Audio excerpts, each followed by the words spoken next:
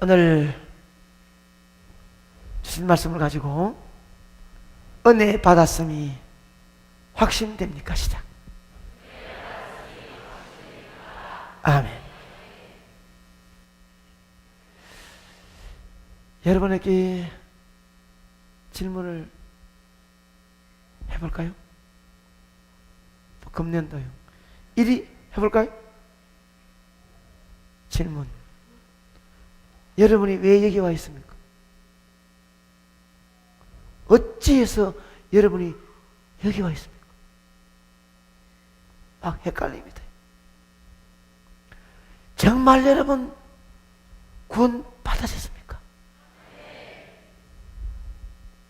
대답해 보실래요? 여러분 왜 구원 받았는데 어떻게 구원 받았는지, 구원 받은 뒤에 어떤지 쭉 말할 수 있나요?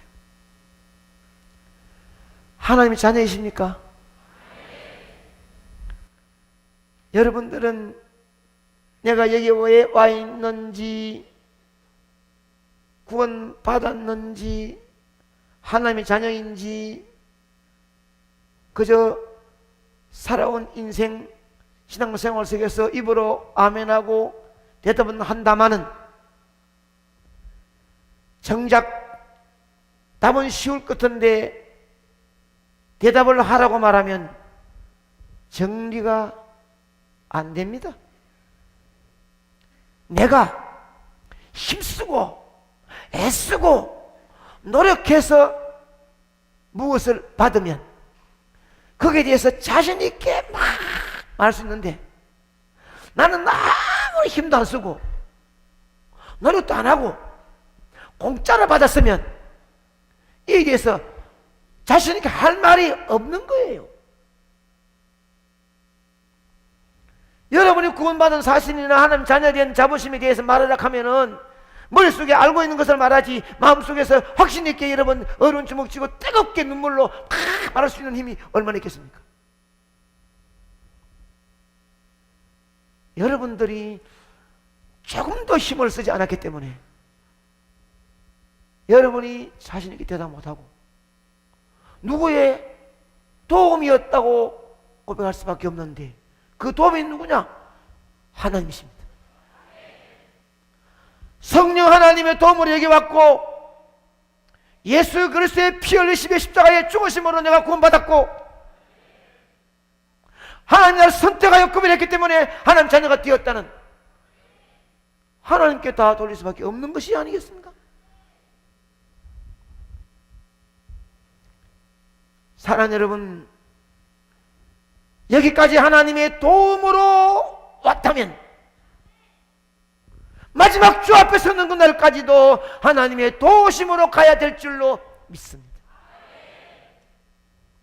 여기까지 해주신 하나님 감사 끝내고 지금부터 내가 할 수 있다고 말한다면 그는 허우적거리는 광풍의 물 가운데 지푸라기 하나 잡고 살아보려고 애쓰는 사람이나 마찬가지입니다. 하나님이 없는 인생의 삶은 남은 인생의 삶을 책임질 그 무엇도 없습니다. 지푸라기가 무슨 힘이 있어서 물에 빠진 나를 건져낼 수 있겠습니까?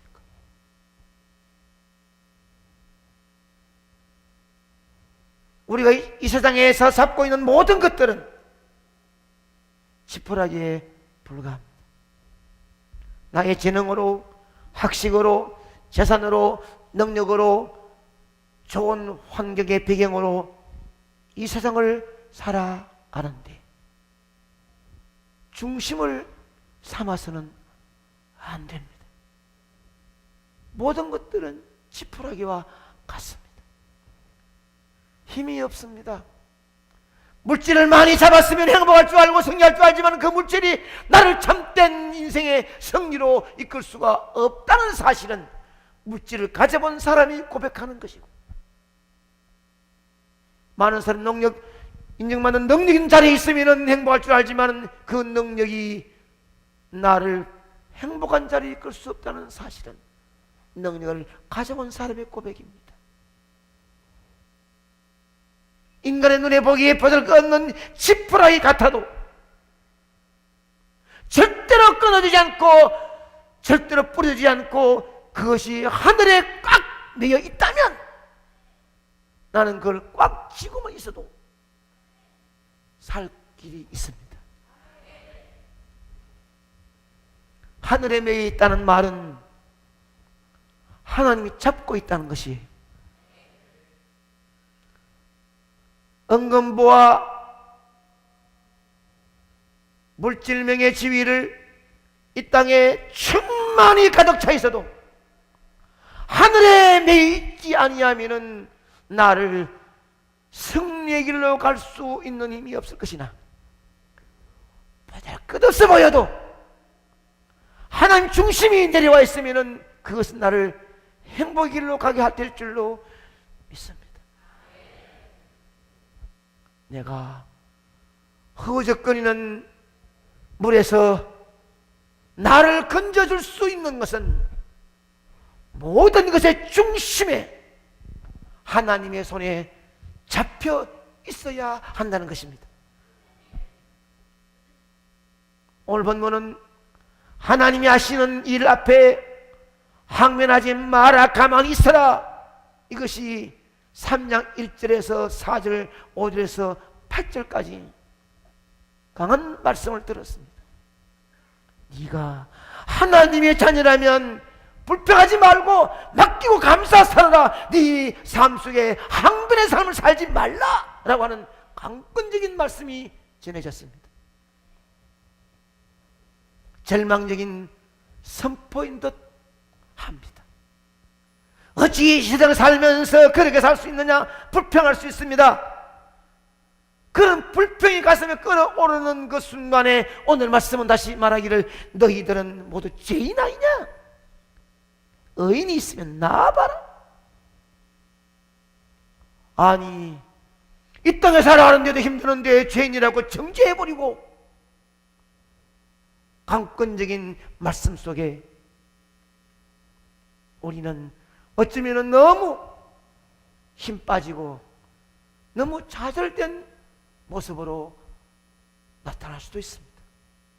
하나님은 너희들이 죄인으로서 여기까지에 이른 것은 전적 하나님의 은혜임을 확신하고 있느냐? 이것을 확인하고 싶은 거예요. 그래서 항변하지 마라, 너희들은 죄인이다, 너희는 의인이 아니다 라고 말씀하시는 것은 그러므로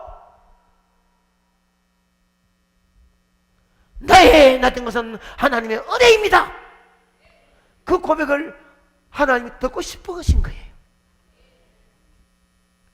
우리는 하나님 앞에 확신을 가지고 고백해야 합니다. 지금의 나된 것은 하나님으로부터 은혜 받았음을 확신합니다. 시작.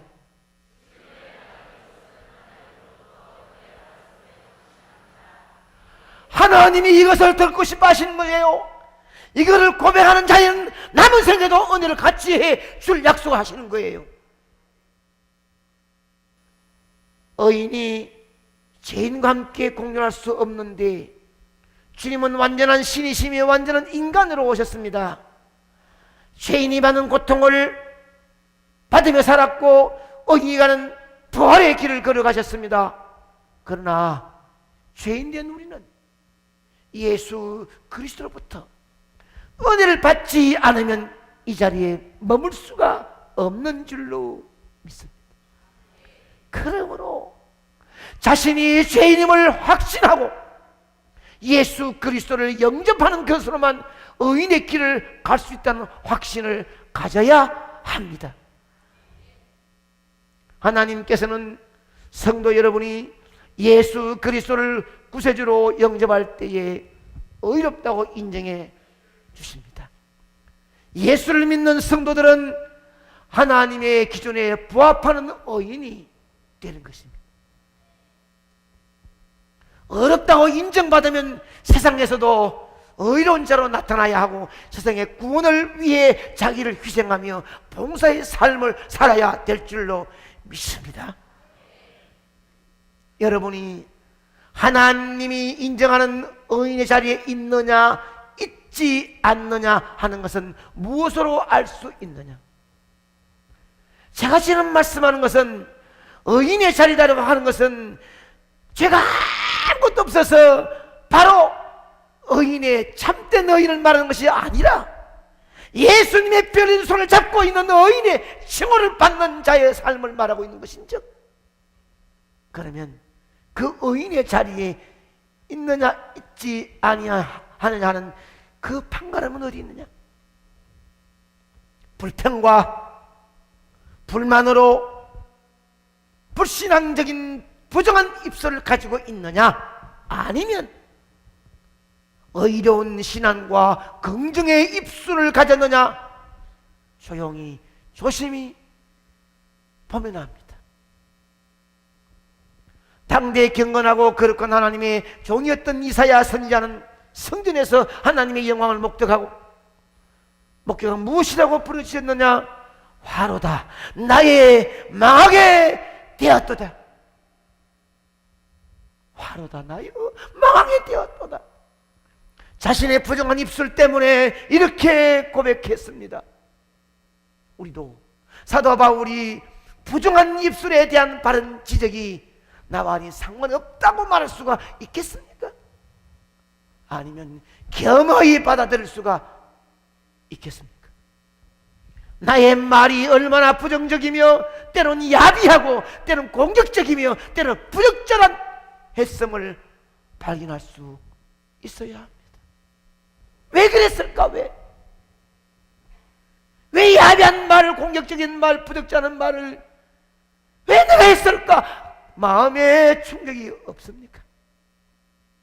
입에서 나오는 말이 그 사람 인격이고 그 사람의 신앙이고 그 사람의 가문의 교육입니다. 가문이 자신의 안타까움을 몸부림쳐 보지만은 타락한 인간의 마음을, 그것을 다스릴 능력이 이미 우리에게는 상실되어 버리고 말았습니다. 타락한 인간의 마음의 현주소를 날카롭게 파헤치는 말 한마디가 뭐냐?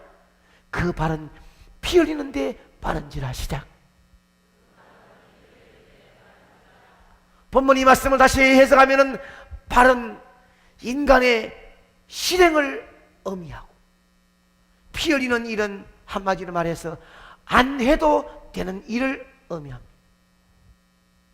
그러면 그냥 지나가도 충분히 되는 문제를 자신이 꼭 해야 하는 것처럼 빠르게 하고 마는 것입니다.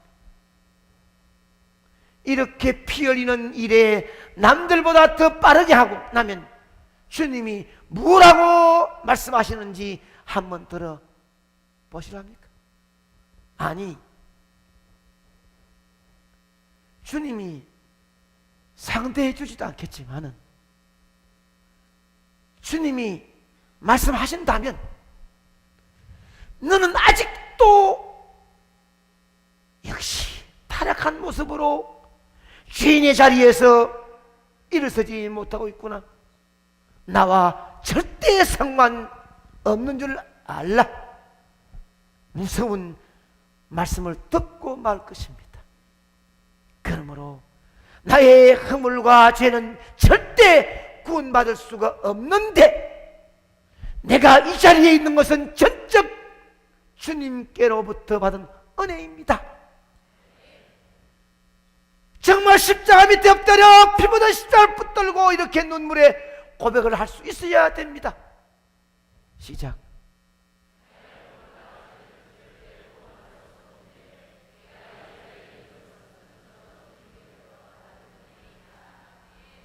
이 뜨거운 눈물에 고백하는 사람은 남은 생에 사는 동안에도 하나님 은혜가 함께할 줄로 믿습니다.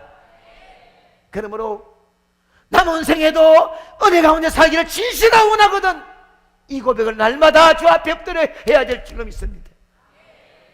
여러분이 타락한 인간의 모습이라 하나님의 은혜를 상관없는 사람, 어떻게 붕안할 수 있느냐? 타락한 모습, 하나님과 함께 하지 않는 사람은 어떻게 구원하느냐? 하나님을 두려워하는 마음이 없는 것에서부터 출발해가지고 하나님을 두려워하지 않는 담대한 행동으로 끝을 맺는 사람이에요. 우리가 거듭난 삶은 하나님을 두려워하는 마음이 가득해 있어야 됩니다. 하나님을 얼마나 두려워하느냐 하는 것은 그 사람의 영적인 질이 얼마나 되느냐, 그게 결정되는 것입니다. 거듭난 삶의 지표가 뭐냐? 첫째, 하나님과의 평화입니다. 둘째, 이웃과의 평화입니다.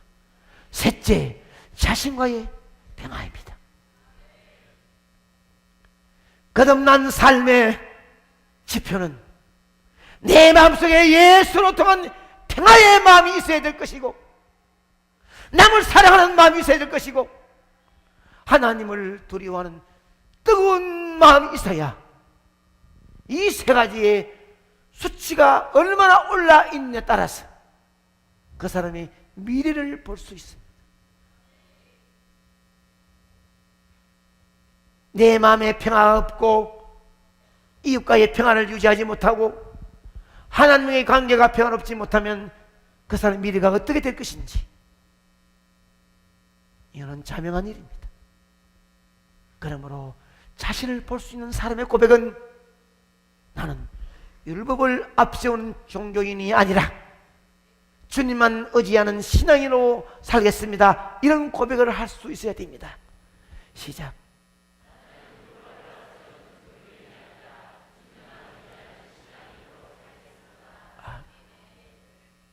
율법은 죄를 지적해 주지만 해결할 능력은 없습니다.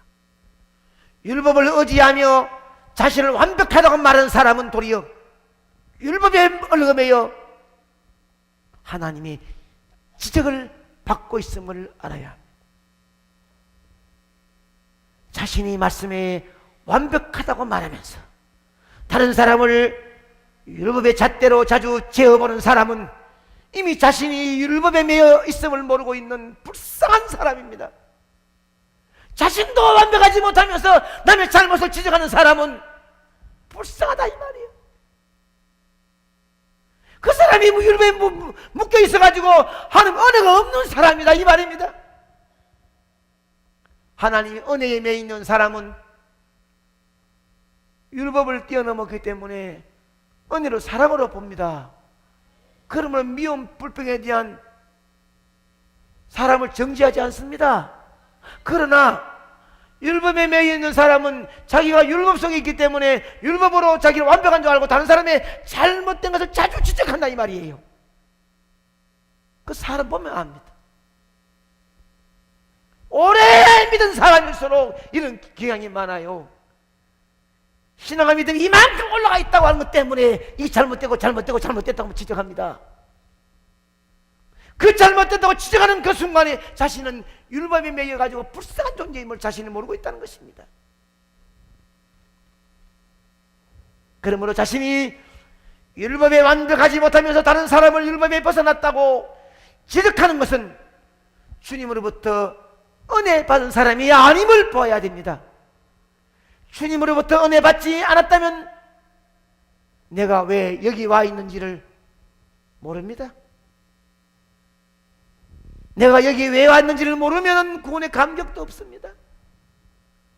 구원의 감격이 없는 사람은 하나님의 자녀의 판결에 들지 못했다는 것을 결론 지을 수밖에 없습니다.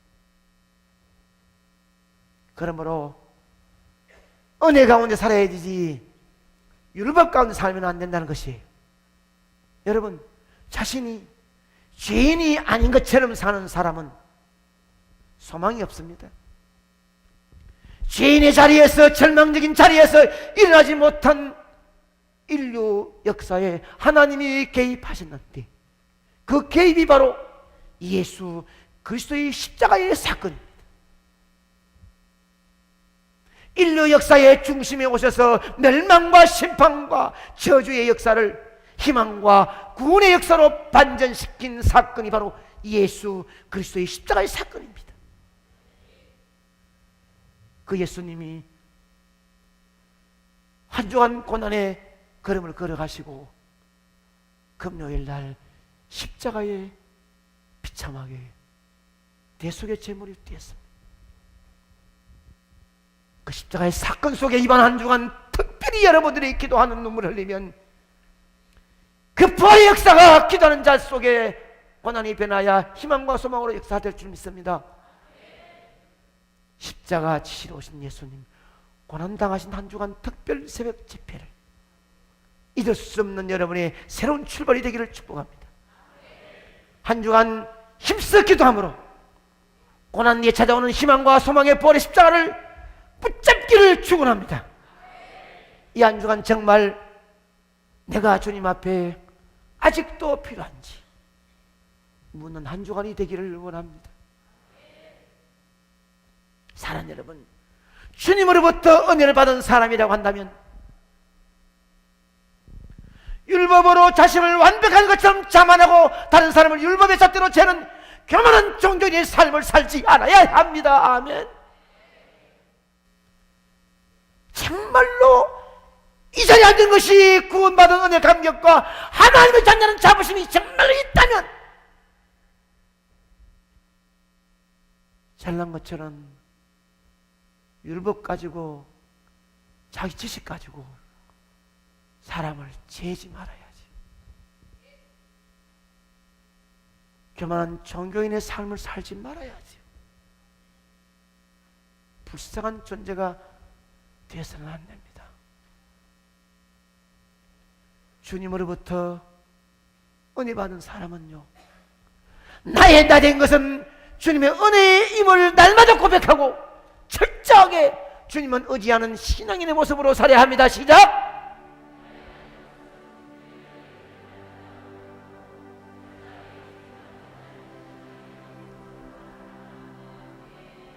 이런 고백하는 사람과 만나고 싶고 이런 고백하는 사람과 목회하고 싶어요. 모든 목사님들은 교회를 만날 때마다, 성도를 만날 때마다, 장로를 만날 때마다 이런 고백적인 삶을 사는 사람을 만나고 싶어하는 거예요. 내가 지금 있는 것도 하나님 은혜입니다. 고백하면서 이 은혜를 왜 갚을까요? 주님, 은혜 갚는 삶을 살았습니다. 흐른 눈물 닦으면서 겸손의 무릎으로 거룩한 바보처럼 아멘하며 사는 그 사람 만나고 싶은 것이 우리의 삶이 아니겠습니까? 여러분 주위에 그 사람들이 많기 바랍니다. 은혜를 받아왔다면 남은 생에도 은혜가 살아가야지요. 미래 없는, 은혜 없는 삶을 살다가 나중에 후회하지 않도록 애절한 마음으로 여러분에게 주신 말씀을 가슴에 안고 믿음으로 아멘 나아가시기를 축복합니다.